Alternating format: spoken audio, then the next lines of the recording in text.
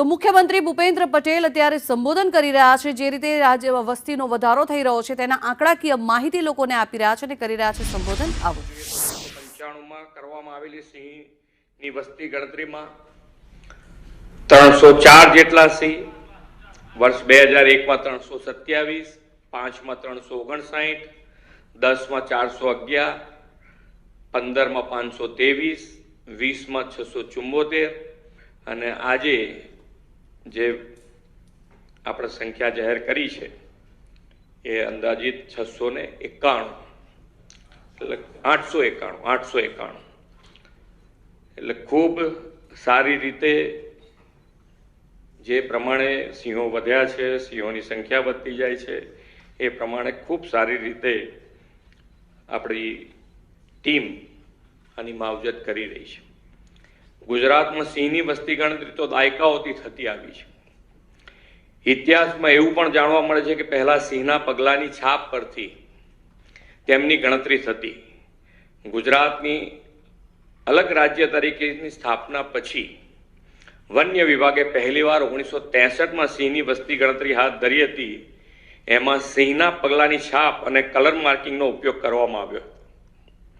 શ્રી નરેન્દ્રભાઈ મોદી તત્કાલીન મુખ્યમંત્રી તરીકેના કાર્યકાળમાં આ પરંપરાગત પદ્ધતિ બદલીને total count by direct sighting at block સિસ્ટમથી સિંહની ગણતરી શરૂ કરાવી હતી। 2005માં આ પદ્ધતિથી સિંહ ગણના થઈ હતી। 2010માં પહેલીવાર સૌથી વધુ આધુનિક ટેકનોલોજીનો વિનિયોગ, સ્થાનિક લોકોનો અનુભવ, જ્ઞાનનો સહયોગ અને માલધારીઓના અભૂતપૂર્વ ભાવનાત્મક સક્રિય ભાગીદારીથી સિંહોની ગણના કરવામાં આવી। શ્રી નરેન્દ્રભાઈ ટેકનોલોજીના મહત્તમ ઉપયોગથી જે પ્રેરણા આપી છે તે મુજબ પરિવર્તન આપણે સિંહના આવી વસ્તી ગણતરીમાં લાવ્યા છે। આ વખતે રાજ્યમાં 11 જિલ્લામાં 58 તાલુકામાં 35,000 ચોરસ કિલોમીટરના વિસ્તારમાં સિંહ વસ્તી અંદાજની કામગીરી કરવામાં આવી છે। ડેટા રેકોર્ડિંગ માટે ટાઈમિંગ, જીપીએસ લોકેશન, ચિહ્નો, ફોટા, મુવમેન્ટની દિશા સહિતનું નિરીક્ષણ કરવામાં આવ્યું।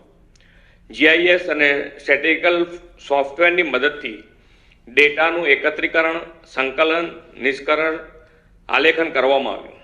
વડાપ્રધાનશ્રીએ 74માં સ્વાતંત્ર્ય દિવસે લાલ કિલ્લાની પ્રાચીર પરથી સિંહના લાંબા ગાળાના સંરક્ષણ માટે કામ કરવાના સંકલ્પ અને પ્રતિબદ્ધતા સાથે પ્રોજેક્ટ લાઇનની જાહેરાત કરી હતી। આ પ્રોજેક્ટમાં સિંહના હેબિટેટ અને વસ્તી પ્રબંધન, વન્ય પ્રાણી આરોગ્ય, માનવ અને પ્રાણી ઘર્ષણ, સ્થાનિક લોકોનો સહકાર, પ્રવાસન વિકાસ, વૈજ્ઞાનિક સંશોધન અને તાલીમ, ઇકો ડેવલપમેન્ટ તેમજ જૈવ વિવિધતાના સંરક્ષણ જેવી બાબતોને આવરી લેવામાં આવી। તાજેતરમાં તેમના હસ્તે લાયન 2047 વિઝન ફોર ધ અમૃતકાળ શીર્ષક સાથે પ્રોજેક્ટ લાયન દસ્તાવેજ જાહેર કરવામાં આવ્યો છે। વધતી જતી સિંહ વસ્તીના સુચારુ સંચાલનમાં અને સિંહોના રહેઠાણને સુરક્ષિત અને પુનઃસ્થાપિત કરવામાં, રોજગારી સર્જન અને સ્થાનિક સમુદાયની ભાગીદારીમાં વધારો કરવામાં પ્રોજેક્ટ લાયન 2047 મહત્વની ભૂમિકા ભજવશે તેનો પણ આ દસ્તાવેજમાં ઉલ્લેખ કરવામાં આવ્યો છે। આદરણીય વડાપ્રધાનશ્રીએ સિંહના સંવર્ધનમાં જનભાગીદારીને મહત્વનું પાસું ગણાવ્યું છે। આપણે પણ ગીર પ્રદેશમાં સિંહ અને માનવ વસ્તીના સહઅસ્તિત્વના અસંખ્ય ઉદાહરણો જોયા છે। ગીરનું અભિન્ન અંગ એવા સિંહ અને અન્ય વન્ય પ્રાણીઓ જે ગીરના જંગલોમાં વિચરે છે તે વનો અને વનરાજની જાળવણી કરવાની સહિયારી જવાબદારી આપણી જ છે। આપણે સૌ સાથે મળીને સહ અસ્તિત્વના સિદ્ધાંતને વધુ પ્રોત્સાહિત કરીને તે સમયની માંગ છે। સૌ સિંહ પ્રેમીઓ અને વન વિભાગના સિંહ સંરક્ષણ સંવર્ધન માટેની પ્રતિબદ્ધતાથી રાજ્યમાં સિંહોની વસ્તીના વધારા માટે સૌ ટીમને ખૂબ ખૂબ અભિનંદન પાઠવીને વિરમું છું। ભારત માતા કી જય, વંદે માતરમ, જય જય ગરવી ગુજરાત।